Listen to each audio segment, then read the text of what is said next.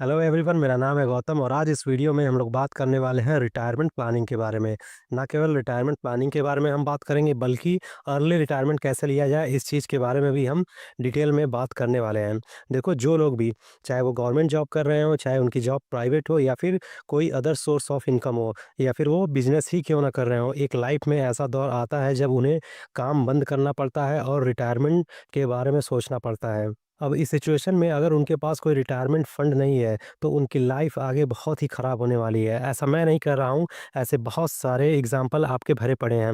देखो, अगर आपके पास रिटायरमेंट के समय, ठीक है, बुढ़ापे के समय में आपके पास फंड नहीं है, आपका इमरजेंसी फंड हो या फिर किसी भी अदर तरह का फंड हो, अगर आपके पास मोटा-मोटा कहने का मतलब है कि पैसे नहीं हैं, तो कोई भी आपको पूछने वाला नहीं है। ये बात मेरी गाँठ बाँध के याद कर लीजिए। तो सवाल ये उठता है कि रिटायरमेंट के लिए हमें कितने पैसे होने चाहिए? मतलब कि हमारे पास आज के समय में कितना पैसा हो जाए जिससे कि मैं अपना रिटायरमेंट अच्छे से प्लान कर सकूँ।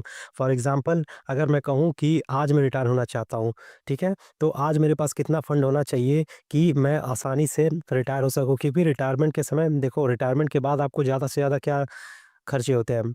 आपको मेडिकल एक्सपेंसेस ज़्यादा होते हैं, ट्रैवल आप बहुत ही नामात्र करते हो, ठीक है?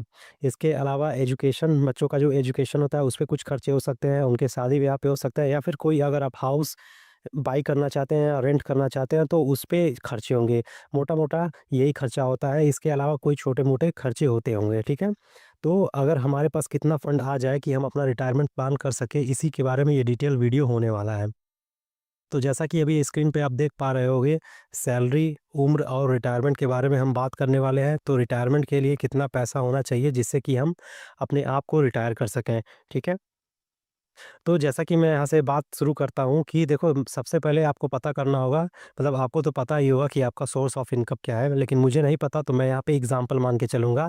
अगर आपकी कोई गवर्नमेंट जॉब है या प्राइवेट जॉब है या फिर बिज़नेस है या फिर कोई अदर सोर्स ऑफ इनकम हो, बेसिकली मोटा-मोटा यही सोर्स ऑफ इनकम होता है, ठीक है?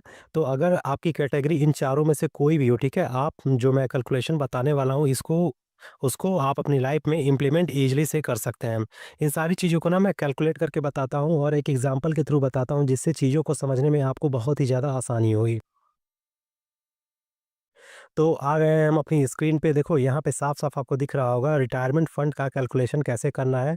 तो एक एग्ज़ाम्पल मैं मान लेता हूँ, ये कोई मिस्टर एक्स है, ठीक है? कोई भी व्यक्ति है जिसकी उम्र 40 साल है। अब मुझे नहीं पता कि आपकी उम्र क्या है, तो आप अपने अकॉर्डिंग कैलकुलेट कर लीजिए। फॉर एग्ज़ाम्पल, अगर आपकी उम्र 30 साल है, 25 साल है, 20 साल है, तो उस हिसाब से आप ये कैलकुलेशन कीजिएगा। यहाँ पे मिस्टर एक्स जिसकी उम्र 40 साल है, इसकी salary 1 lakh rupees per month है। आपकी जो भी सैलरी हो वो आप अज़्यूम कर लीजिएगा, ठीक है? तो 40 साल के हिसाब से अगर इसकी रिटायरमेंट एज 60 साल है, मतलब 60 ईयर है, यानी इसके पास अभी मोटा-मोटा कितने साल बचे हैं? 20 साल में। तो 20 साल में ये अपने पास कितना फंड क्रिएट कर ले, कितना पैसा बना ले कि आफ्टर 60 ईयर ये ईज़िली अपनी लाइफ़ को सर्वाइव कर सके। देखो, रिटायरमेंट फंड को कैलकुलेट करने का सबसे आसान तरीका होता है कि आपकी जो सैलरी है उसका 100 टाइम आपके पास फंड होना चाहिए। जैसे कि अगर ये कहें, ये मिस्टर एक्स अगर बोले कि आज मुझे रिटायर होना है, ठीक है? और इसकी salary 1 lakh rupees per month है, तो 100 से जब इसमें मैं मल्टीप्लाई करूँगा तो वैल्यू निकल के आ रहा है 1 करोड़ रुपीज़। यानी अगर आज के समय इसके पास 1 सीआर का फंड हो, यानी 1 करोड़ रुपीज़ का फंड हो, तो ये at the age of 40 year easily retirement ले सकता है, इसकी लाइफ़ अच्छे से गुज़रेगी। लेकिन इसे रिटायरमेंट तो 20 साल बाद लेना है, क्योंकि 20 साल बाद ये 60 का होगा, 60 के समय ये रिटायरमेंट अपना प्लान किया हुआ है। तो अब ऐसा है नहीं कि आज के समय अगर इसे रिटायरमेंट के लिए अपनी लाइफ़ को सर्वाइव करने के लिए 1 करोड़ रुपीज़ की ज़रूरत पड़ती है, तो 20 साल भी इतने ही अमाउंट में वो सर्वाइव कर जाएगा। तो 20 साल बाद कितने उसकी ज़रूरत पड़ेंगे उसको हम कैलकुलेट कर लेते हैं। तो जैसा कि उसकी रिटायरमेंट 20 साल बाद है, तो 20 साल बाद उसे कितने रुपए की ज़रूरत पड़ेगी? आज के समय उसे 1 करोड़ रुपए की ज़रूरत है, अगर रिटायरमेंट वो आज प्लान कर रहा है, लेकिन 20 साल बाद उसे कम से कम 3.20 करोड़ रुपए की ज़रूरत पड़ेगी। मोटा-मोटा आप ये कह सकते हैं कि साढ़े 3 करोड़ रुपए, मतलब आज से 20 साल बाद अगर उसके पास हैं, जब वो 60 साल का हो रहा है 20 साल बाद, तो वो अपना जो रिटायरमेंट है ईज़िली सर्वाइव कर सकता है। अब इसको मैंने कैसे कैलकुलेट किया है, वो चीज़ भी मैं आपको बता देता हूँ। देखो, सबसे बड़ा जो फैक्टर होता है वो महँगाई होता है। तो इस 1 सीआर की जो वैल्यू है, इस पे मैंने 6% के हिसाब से 6% हर साल महँगाई बढ़ती है, तो उसके हिसाब से यहाँ पे कैलकुलेट करके ये वैल्यू लिखा गया है। अब आपकी सैलरी जो भी हो, मान लो अगर आपकी सैलरी 50,000 है, ठीक है? या फिर 30,000 है, 25,000 है, 18,000 है और उम्र आपकी 20 साल, 25 साल, 30 साल है, तो ये जो कैलकुलेशन मैंने बताया है, इसको बेस मान के आप अपना फंड कैलकुलेट कर सकते हैं। आपको ईज़िली पता चल जाएगा कि कितना आपको रिक्वायरमेंट होगी, जब अब जिस एज में भी आप रिटायरमेंट प्लान कर रहे हैं, ठीक है? अब सबसे बड़ा सवाल है, ये तो पूरा कैलकुलेशन हो गया, इस फंड को हम कैसे क्रिएट करेंगे, इतना फंड कैसे बनाएँगे? भई फंड बनेगा तभी ना जब हम इन्वेस्टमेंट करेंगे। अपनी जो सैलरी है, अपनी जो इनकम है, चाहे वो बिज़नेस से आ रहा हो, चाहे कोई प्राइवेट जॉब हो, चाहे सरकारी जॉब हो, ठीक है? उससे कुछ पैसा निकालेंगे, तभी हमारे पास फंड क्रिएट होगा। हाँ, यहाँ पे एक प्लस पॉइंट मिल जाता है, जो लोग इस कैटेगरी में आते हैं, मतलब जिनकी गवर्नमेंट जॉब होती है, क्योंकि उनकी सैलरी का लगभग 12% ठीक है, गवर्नमेंट कंट्रीब्यूट करती है उनके पेंशन फंड में। तो उनको उतना ज़्यादा फ़िक्र करने वाली बात नहीं होती है, क्योंकि जब वो at the time of retirement उनको एक अच्छा खासा रकम मिल जाता है, तो उनका जो बुढ़ापे का समय होता है, वो ईज़िली सर्वाइव हो जाता है। लेकिन अगर कोई प्राइवेट जॉब में है जिनकी सैलरी कम है, इवन कोई गवर्नमेंट जॉब में है और उनकी सैलरी फॉर एग्ज़ाम्पल 25-30 हज़ार है, तो भी उनको अपनी रिटायरमेंट प्लानिंग करनी चाहिए, अलग से इन्वेस्टमेंट करना चाहिए। क्योंकि जिस हिसाब से महँगाई बढ़ रही है, उस चीज़ को देखते हुए हर एक व्यक्ति को अपनी रिटायरमेंट को प्लान करना चाहिए। एक इमरजेंसी फंड कह लीजिए या फिर रिटायरमेंट फंड कह लीजिए, उसको हमेशा क्रिएट करके रखना चाहिए। बिज़नेस वालों के लिए भी यही सलाह है और जो अदर कैटेगरी में हैं, जिनका अदर सोर्स ऑफ इनकम है, उनके लिए भी यही सलाह है। तो यहाँ तक तो मैंने बता दिया कि अगर आज के समय मिस्टर एक्स जिनकी उम्र 40 साल है, वो रिटायरमेंट प्लान कर रहे हैं, तो उन्हें 1 करोड़ की ज़रूरत होगी, लेकिन उनकी जो रिटायरमेंट है, वो 20 साल बाद है, तो 6% एनुअल महँगाई के हिसाब से उन्हें कम से कम 3.20 करोड़ रुपीज़ की ज़रूरत होगी, जिससे कि वो अपना जो रिटायरमेंट है, वो अच्छे से एन्जॉय कर सकें। अब देखो इसको अचीव करने के लिए एक तरीका है, ठीक है? उनकी जो भी सैलरी है, ठीक है? उसमें से जैसे कि 1 लाख रुपए उसकी सैलरी है, तो उसमें से अगर वो साढ़े 11,000 रुपए यानी 11,500 रुपए हर महीने निकालते हैं और म्यूचुअल फंड में इन्वेस्ट करते हैं।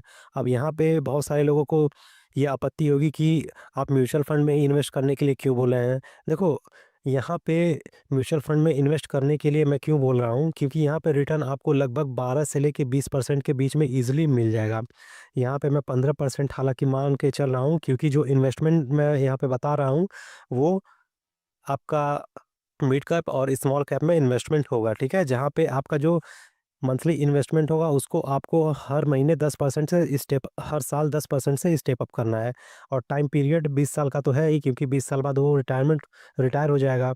तो मंथली इन्वेस्टमेंट एक साढ़े 11,000, annual step up 10%, average return आपका 15% मैं मान के चल रहा हूँ। और अगर किसी अदर फंड में 15% से ज़्यादा, मतलब 12 भी मान के चलूँ मैं, अगर 12%, 15% से ज़्यादा रिटर्न मिल रहा है या इतना भी मिल रहा है, चाहे कोई अदर फंड हो, ठीक है? चाहे एफडी हो, चाहे एलआईसी हो या फिर कोई अदर स्कीम हो, अगर इससे ज़्यादा वहाँ पे रिटर्न मिल रहा है, तो आप वहाँ पे ईज़िली इन्वेस्ट कर सकते हैं, जहाँ पे रिस्क कम हो, ठीक है? रिस्क फैक्टर को भी ध्यान रखना है। तो अगर इस तरह ये मिस्टर एक्स इन्वेस्टमेंट करते हैं, तो उनका जो टोटल इन्वेस्टमेंट होगा 79 लाख रुपीज़ होगा विदिन 20 ईयर, और जिस पे जो टोटल रिटर्न उन्हें मिलेगा 2.41 करोड़ रुपीज़ मिलेगा, और इस तरह उनका जो टोटल वेल्थ क्रिएट होगा, वो 3 करोड़ 20 लाख 11,759 रुपए क्रिएट होगा, जिसके तहत वो अपना जो रिटायरमेंट है ईज़िली एन्जॉय कर सकते हैं। तो यहाँ पे ये सारा कैलकुलेशन मैंने बता दिया है। अब मुझे नहीं पता कि आपकी उम्र क्या है, ठीक है? आप कितना कमाते हैं? आपकी किस कैटेगरी की जॉब है या बिज़नेस है या फिर कोई अदर सोर्स ऑफ इनकम है?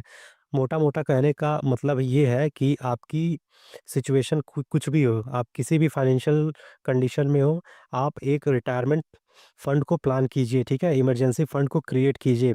ये बेस्ट तरीका होता है सर्वाइव करने का।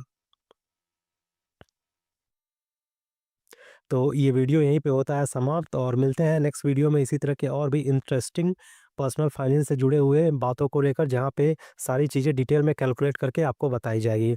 और अगर इस चैनल को आपने लाइक नहीं किया है, शेयर नहीं किया है, सब्सक्राइब नहीं किया है, तो प्लीज़ कर दीजिए।